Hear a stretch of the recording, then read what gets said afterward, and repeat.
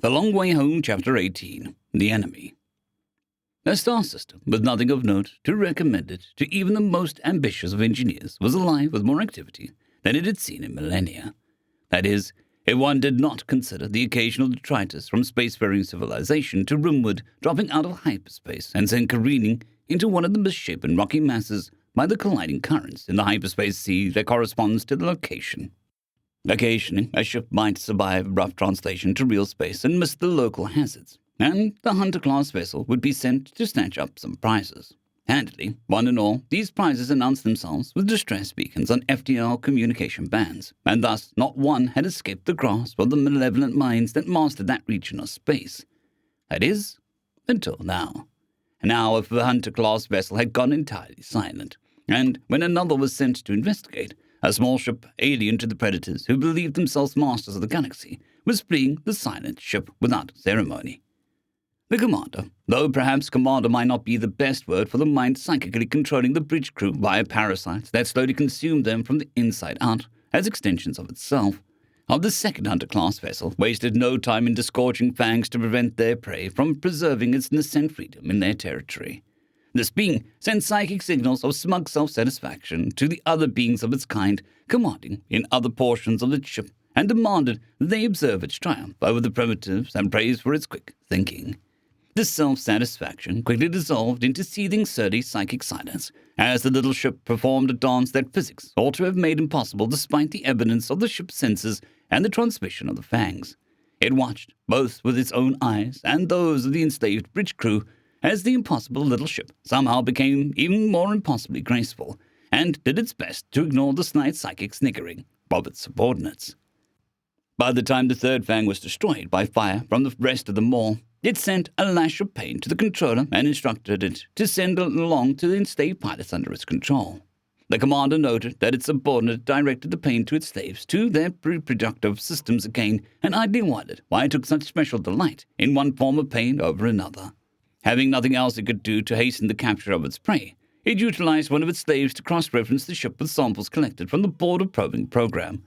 It came up with significant matches. It inquired further to see if the biosamples had been taken from the civilization corresponding to the ship type. What it found disturbed it. Mature samples became uncontrollably violent when implanted with controlled parasites, and direct psychic contact was painful.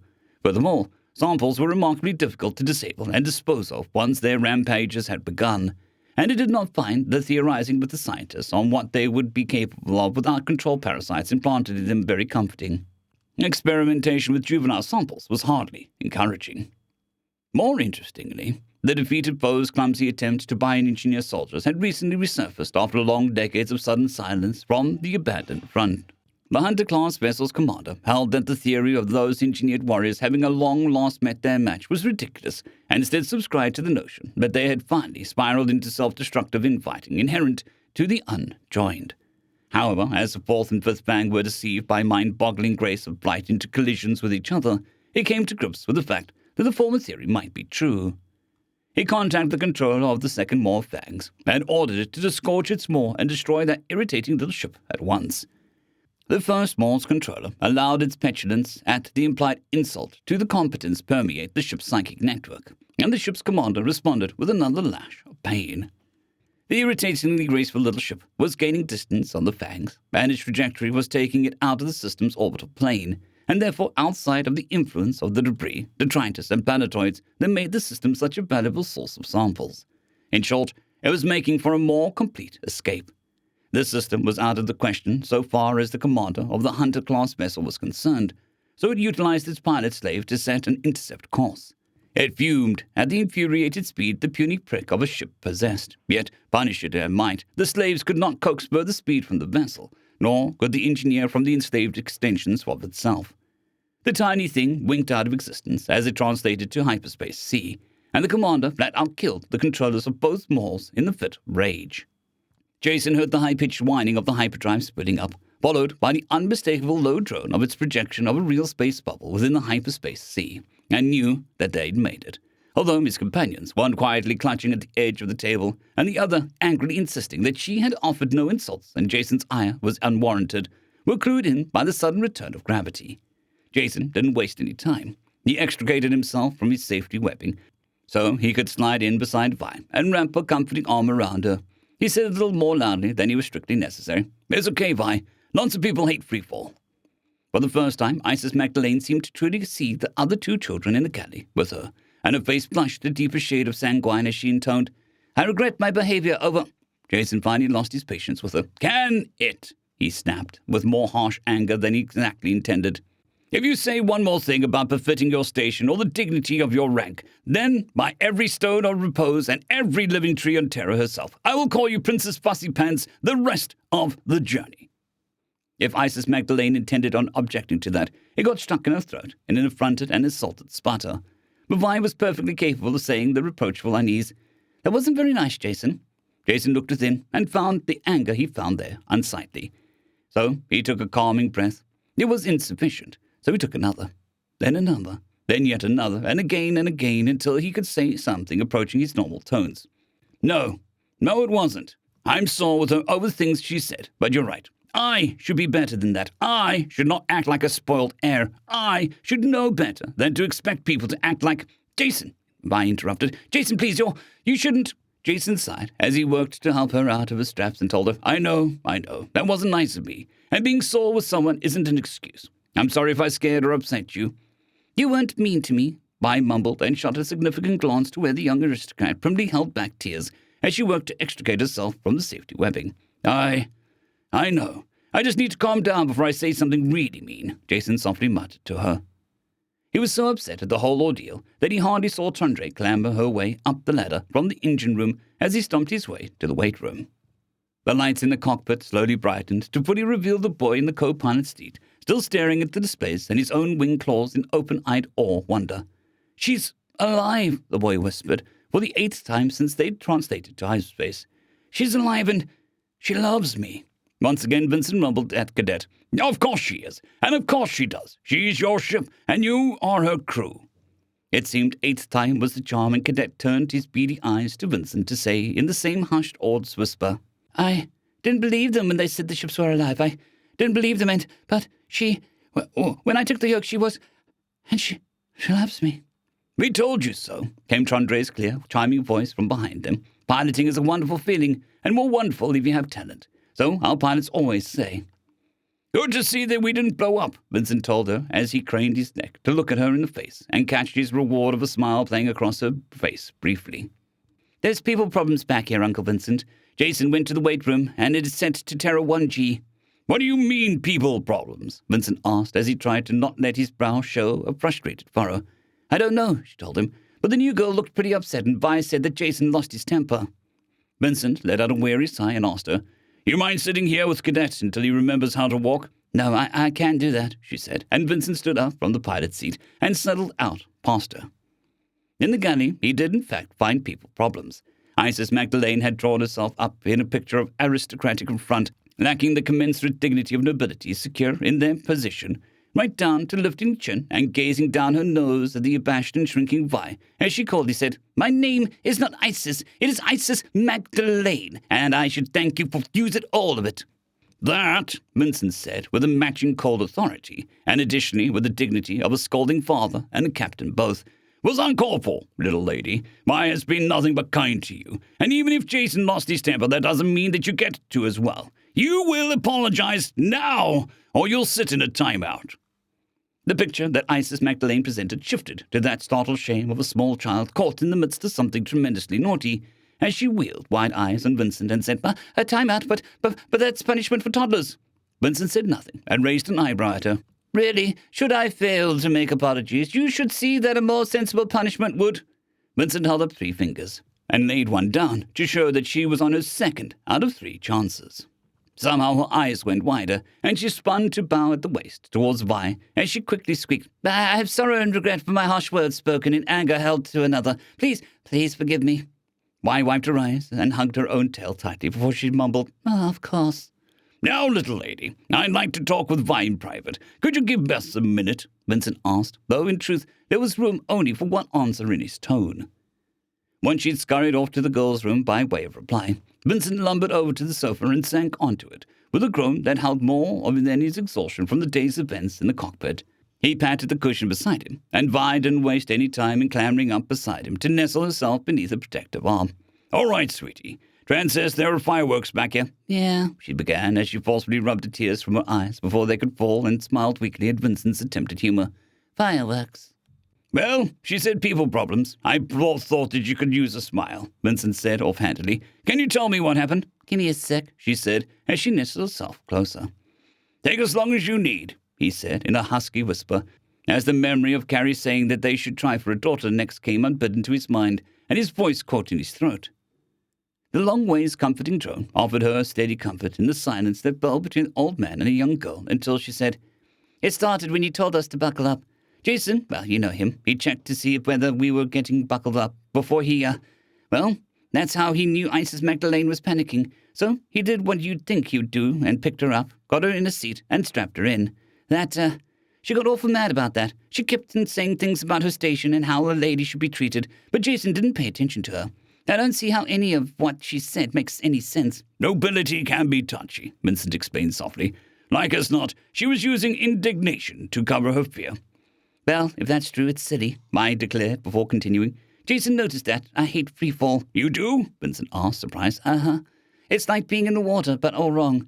You can't really swim in air, and when we're strapped in, you can't get used to it anyway." "Ah," he said with a pat on the back. "Makes sense."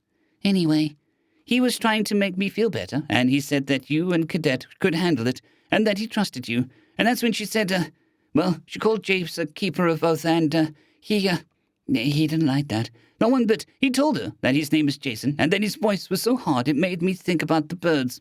Vincent's eyes drifted afterwards towards the cabins, the head, and the weight room, as he said, "Ah, well, that's Jason is sensitive about that." "Yeah. She stayed quiet for a little bit, but then she started up demanding apologies and saying that ladies don't whine and all sorts of things that Jason was supposed to be sorry about, until gravity came back on, and he tried to help me feel better. Then Isis Magdalene noticed that the whole world doesn't revolve around her and tried to apologize, but Jason had lost his patience with her and told her to can it, and that if she said another thing about being a lady, he'd call her Princess Fussy Pants for the rest of the journey. I said that was mean of him, and he went to the weight room to calm down. That's when I tried to explain that giving Jason titles was a good way to make him angry. But apparently it's not okay to shorten a lady's name." "You want me to kick her out of your room?" Vi snorted with a sudden humor. "No. She's not very polite, but she's not trying to be rude. Usually. I think she just wanted to shout at somebody, and I was there." "I noticed," Vincent told her with a comforting squeeze of his arm around her. "That doesn't make it any better." Vi grunted in a non-committal sort of way before she said, "It wasn't easy to make friends with Cadet at first, either. Sometimes people just take a little while to let their prickles down." "Just Cadet?" Vincent asked with a wry grin down at her. "You were a nice man pretending to be grumpy from the start," Vi declared with perfect confidence. "You good? I think I need to go talk to Chief next." Yeah, I'm okay," she said as she slowly extricated herself. "I should get started on dinner." The nylon straps creaked where they rubbed against the D-link attached to the chain that dangled from the ceiling, but was drowned out by the deep thump-thud, thump-thump thwack of closed fists against leather-wrapped cotton and sand. The heavy back swung away from him, and Jason waited for a few breaths for it to steady itself before throwing another combination against the well-worn and tape-patched hide. Nobility. Nothing got under his skin quite so as easily as nobility. On the other hand, it wasn't exactly Isis Magdalene's fault that she was born an aristocrat, and he couldn't just pretend a whole person simply wasn't there. Then again, she acted exactly like a spoiled aristocrat who expects the whole world to drop everything and reorganize to preserve her dignified persona. Even worse, it was fake. He could tell that Isis Magdalene was making herself be haughty and cold in an ill-conceived attempt at regal dignity. Sweat trickled down between his shoulder blades in runnels beneath his scavenged T-shirt. His breath came in ragged gasps, and as the bag swung back towards him, it filled his vision. Thwack, thump-thump-thud, thump-thwack went his fists against the heavy bag as he pursued the apex of its swing. Jason simply couldn't abide people who put on a false face. He could understand and even approve of people who hid their feelings in certain situations. He'd even done that very thing himself, but that wasn't what rankled him. No, it was the pretense that something one was not, something that went against someone's nature. People like that made him feel like he was being lied to just by being close to them. Then again, he knew that a lot of aristocrats thought that they were supposed to be a certain way, and that was supposed to be to help people who looked up to nobility. It was all a jumbled mess in his mind. He paced in a circle around the heavy bag and put out a hand to steady it again. He knew that he'd been out of line. He knew that being sore at someone was an excuse to how rude he'd been. He was having a hard time making himself care.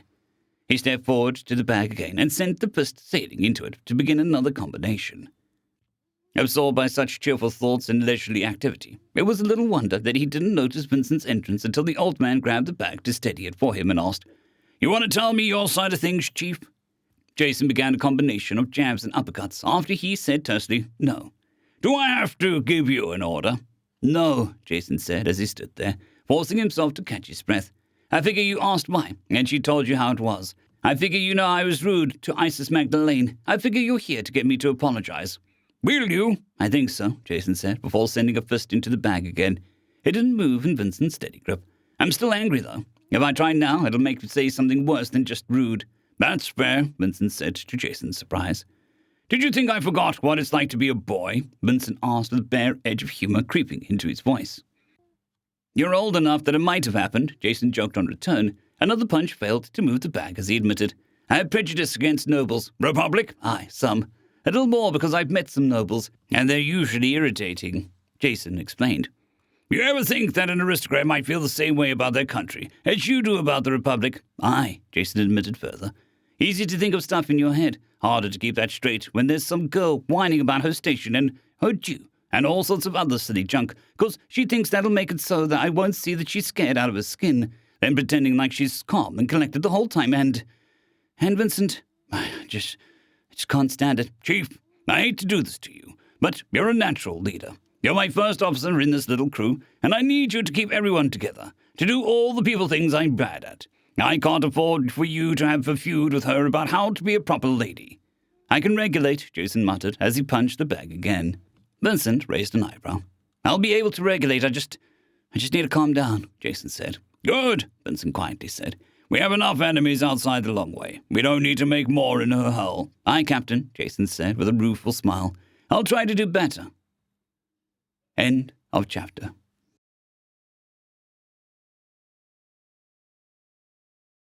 I'd greatly like to thank our Tier 5 channel members, Casper Arnholt, John Creighton, Manatharia, 050, Dragzoon WRE, and Elijah Silvercross. Thank you very much.